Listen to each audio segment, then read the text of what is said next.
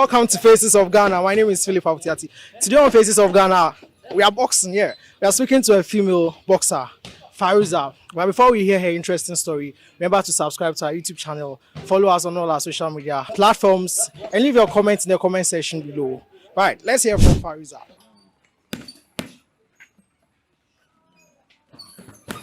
Osuman Faruza is my name.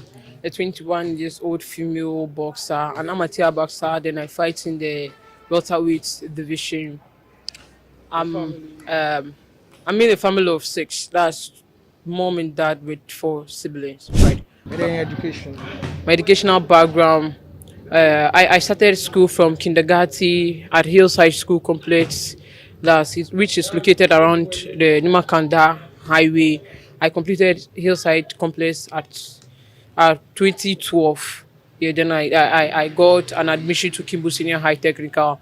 That's when I went to Kimbu to pursue business from 2012 to 2015. So as I completed 2015, I went to IPMC to do network engineering.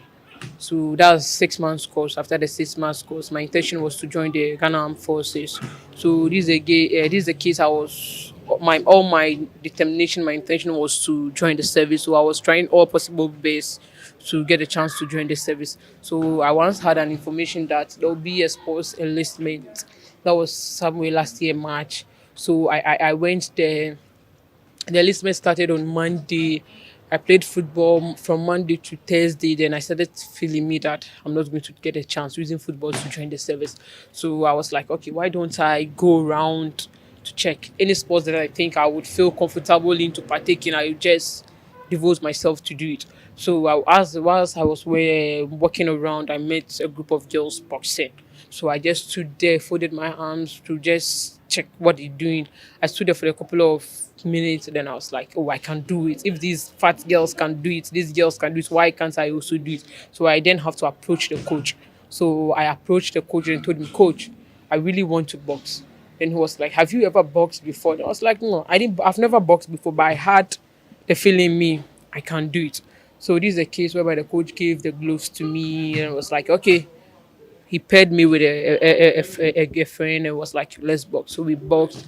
After everything, then the coach told me that I'm very determined. I should never give up. If I continue to work hard, I'm going to be a great person in future. So this is the case when we after the enlistment, everything, I just approached the girl. I was like, oh, Priscilla. I once asked her, what is your name? Then she said, oh, she's called Priscilla Tufad. And I was like, I'm also called Osuman Faruza. So that's when we exchanged contact. I was like, oh, Priscilla, where do you train? Then she was like, oh, she trained around Kolebu, that's around the arena. So she introduced me to her coach. I went for training there for a couple of days, let's say a couple of months. Then I went back to the service to box. We boxed for a couple of months before they did their final enlistment. So one day I was just following. I once said there's a group of where there are boxers who are called Ghana Boxing Federation, the Black Bombay. So I just followed them on Facebook. Then I had the information that they'll be fighting around Osu. So I decided to go there to watch. So I went there in the evening. I stood there. I watched their fight. Then I got a fight that I felt very interested in the fight that I wanted to get the fight on my phone.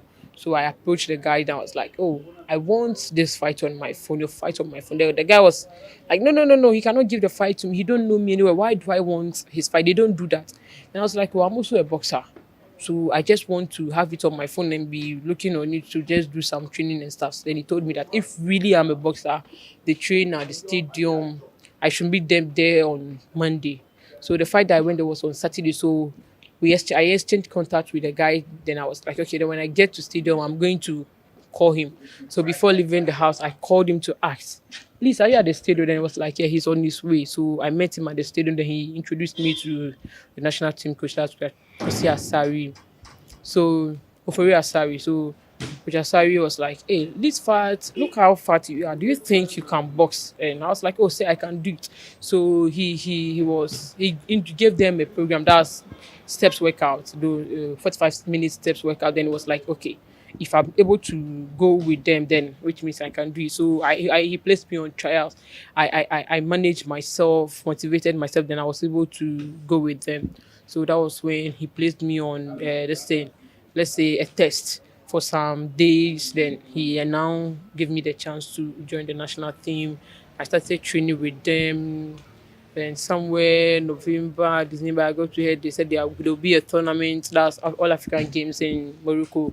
I had the determination that I would like to go, but this is the case. I didn't get chance to go.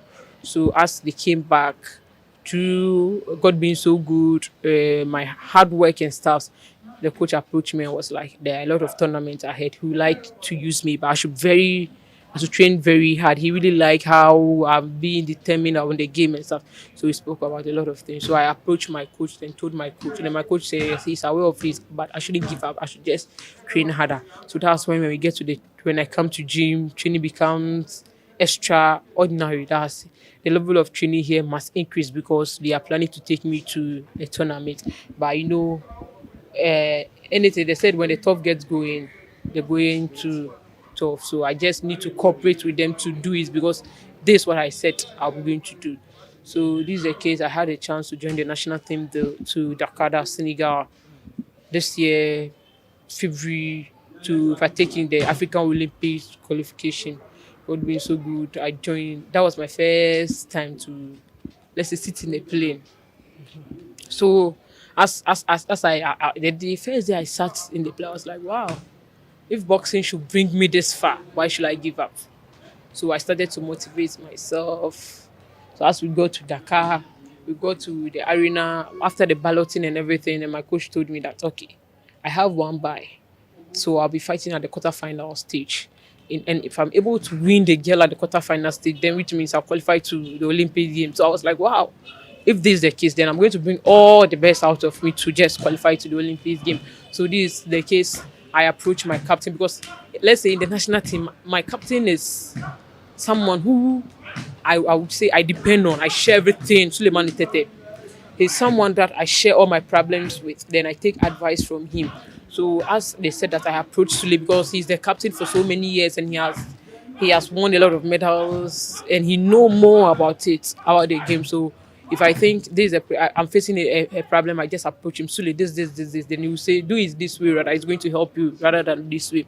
So he's the one I approach. I was like, hey, Sule, do you think I'll be able to beat the girl? And I was like, oh, Usman, if you should fight this girl, like how you do fight in Ghana, you will beat her. I was like, wow. Then he was like, I should look at the last sparring I fought one. I once had sparring with. He's a prison officer. So one day we went to the prison yard. Then I fought him. So it was like the way I fought him. If I'm able to fight the girl that way, then I'm going to beat the girl up. Then I was like, okay, if he should say that day, then I'll just work harder. So as we got to the ring, we got to the ring.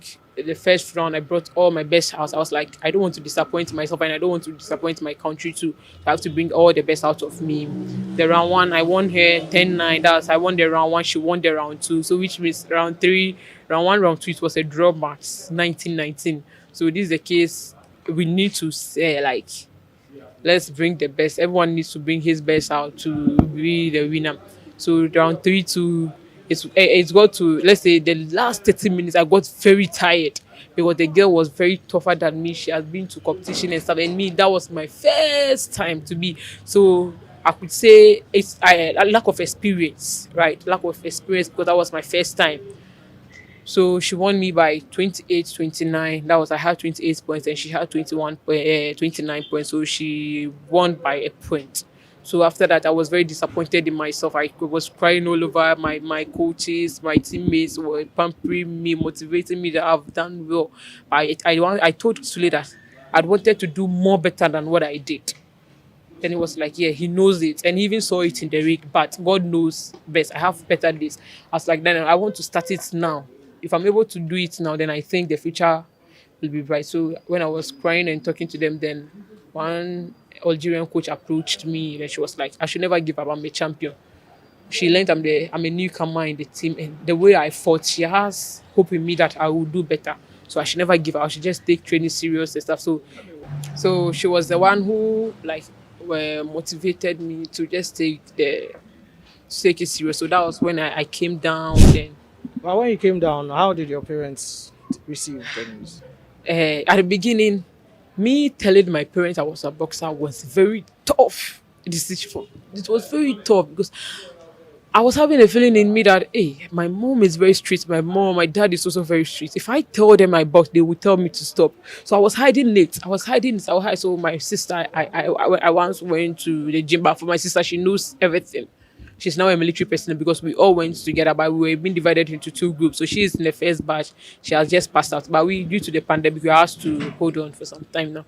So she was the one who told me that, okay, let's make a plan. When you go to the stadium, let them have a video of you, then you bring it home. So I made them took a video, then I brought it home. Then she said, he's very good because I made this girl here. I have to give it to my parents to watch. So I once told my mom that I want to talk to them this evening. Then she was like, oh, what's for? Then I said, oh, if they are ready, she should just call me. So as everything was set in the house, she was like, she asked someone to call me that she's done. So I came there and I gave the phone to her. I greeted them first and I gave the phone to her and I was like, she should watch. So she was like, what? Are you not the one fighting? Yes. I was like, I'm the one fighting. No, I'm a boxer. Then my dad was like, what? Why should I box? And I was like, already. But I went for the army enlistment. I didn't get a chance using football.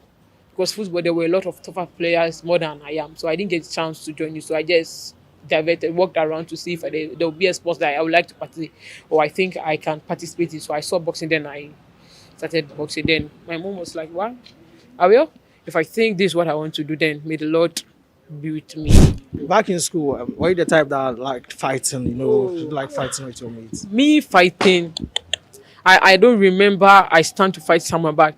If I'm fighting you, I don't fight you with my hands, I fight you with my mouth. Because I was a short type in school. I was very stubborn in school, but I don't like fighting. If I fight with someone and they call to ask what happened, before I start to say my start of story, I'll start crying. So I don't normally fight in school. I fight with my mouth in school. But I do partake in sporting activities when I was in school, since primary, JHS and SHS. Because at the JHS level, I was the school prefect. Where at the senior high school level, I was their sports prefect and the cadets RSM too as well. So, what are some of the negative comments? Do people stigmatize like a lady being a For boxer? stigmatization is everywhere because you'll be there, someone will be like, now about Fefe say, oh, you're boxing, the boxing, coin, boxing, and found could be beer, this, a lot of things. Blah, blah. A lot of people are saying negative things, but let's say for me, I'm myself motivator. What I like to do is what I do. So sometimes when they will be like, no, I know why I involved myself into boxing and I know where boxing is going to take me to. So there's no way what they say will really hurt me. At the beginning, when they say something like that, it really hurts me because bringing out my identity as a boxer was very tough. Because someone might see you somewhere be like, well, you know the girl I saw on television box. I'll be like, me, please, I'm not the one, no, I'm not the one. So it got to a chance. I was like, no. I don't have to be hiding myself that much. I have to just come out and be bold to tell people that this is what I do now. I box. So this is the case. I once met a guy from my wood at the stadium. He intentionally came to spite that if it's true that people saying I'm a boxer, if it's true. So as he saw me, he made me knew he saw me. So he was the one who came to spread in my wood that I'm now a boxer. So when they asked, we learned to a boxer, I was like, yes, I'm now a boxer. So now me standing to tell people I'm a boxer, I don't think I'll be ashamed of myself to tell someone I'm a boxer. I decided to be in boxing and I know where boxing is going to take me. So me telling people I'm a boxer there is never a problem. Are you in a relationship? Do you have a boyfriend? I was once in a relationship but not in a relationship now. Why? Let's say the kind of game I do with relationship is not going to favor me. I wouldn't get time for my guy or stuff. I will go to training in the morning, go to training in the evening. From training in the evening, I might be very tired. Let's say, to be frank, sometimes when I get home, I don't even bath and sleep. Sometimes when I get very tired, when I get home, when I remove my shoes and sit down and eat, sometimes where I sit is where I sleep. Where I sit to eat, that's where I sleep. I get very, very tired. So I was once having a guy, this is the case, I told him I'm a boxer, this, but he started to have the intention that maybe I was cheating or something like that. So he was like, I don't have time for him, there's a lot of things. So this is the case, he once told me that if I think I will not get time for him, then I should just I should just go my way so that he goes his way. So we all accepted that. Then I moved on with my work. He also moved on. But I could say for now, I could feel in me or see it that he has regretted it because sometimes he do call me, oh, Faruza, I once saw you on this station. You are having an interview. Keep it up. He sometimes motivates me to do more. So I could say the work I do now is my boyfriend. In the future, all this I also. could say the future is very bright. God being by my side, I'll say the future is very bright because if you start an activity and you could see that you're not going to prosper, you're not going to get anywhere in it, you feel it yourself. You see, so as I started boxing, when I started boxing, my intention was, wait, oh, let me box more. When I get the chance to join the Ghanaian forces, I just quit boxing and stuff. But as time goes on, I started to, let's say, have a great love. I started to grow love for the game. To the extent I even told, I was once sitting with my coach, and I was like, coach, I think if I take this boxing serious, I'm going to be a better person in future. So if I'm not going to get to the army, I would like to be a professional boxer. Then the coach was like, yeah, wow, so you want to be a professional boxer? I said, yes, coach, I want to be a professional boxer. That's if I didn't get chance to join the service as this pandemic issue, we are on board and stuff. If I didn't get chance, I would like to be a professional boxer. So my coach himself was surprised as I said I would like to be a professional boxer. And then I told him, the coach, I'm having the feeling in me that the future is very bright in boxing. Yeah. Okay, so before we leave, what's your final words to? I'm sure there are young ladies who are watching you at home, and some would want to do boxing, some would want to do other things that they are interested in, but they are scared of what people will say. They are scared of what their parents will say. What advice would you give to them? Okay, what I would like to tell the young ones is they should just look up to me, right? They shouldn't give up. Everything you want to do, be bold and do it.